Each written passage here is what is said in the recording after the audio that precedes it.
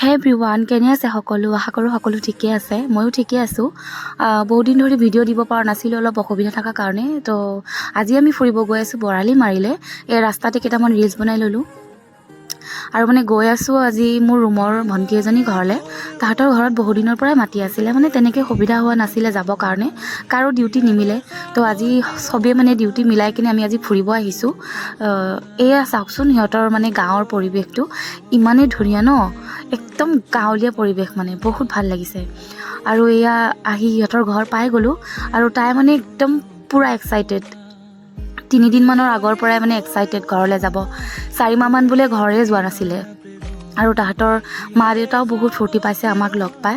আৰু তাহাঁতৰ ঘৰৰ পৰা আমি অলপ নদী পাৰলৈ ওলাই আহিলোঁ। পৰিৱেশটো চাওকচোন ইমান ধুনীয়া।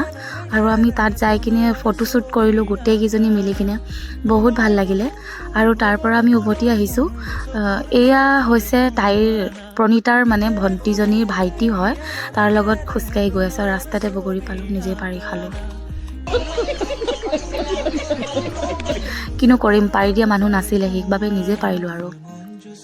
আৰু তাইৰ দেউতাকে এইবোৰ খেতিৰ পৰা পাচলি আৰু কিবা শাক লৈ আহিছিলে আমাক দিবৰ কাৰণে। আৰু ভাত চাত খাই ঘৰলৈ ৰিটাৰ্ণ আহিলোঁ। আৰু আহোঁতে আমাৰ ঘৰত সোমালোঁ, সকলোকে লগ পালোঁ ঘৰত, বহুত ভাল লাগিলে।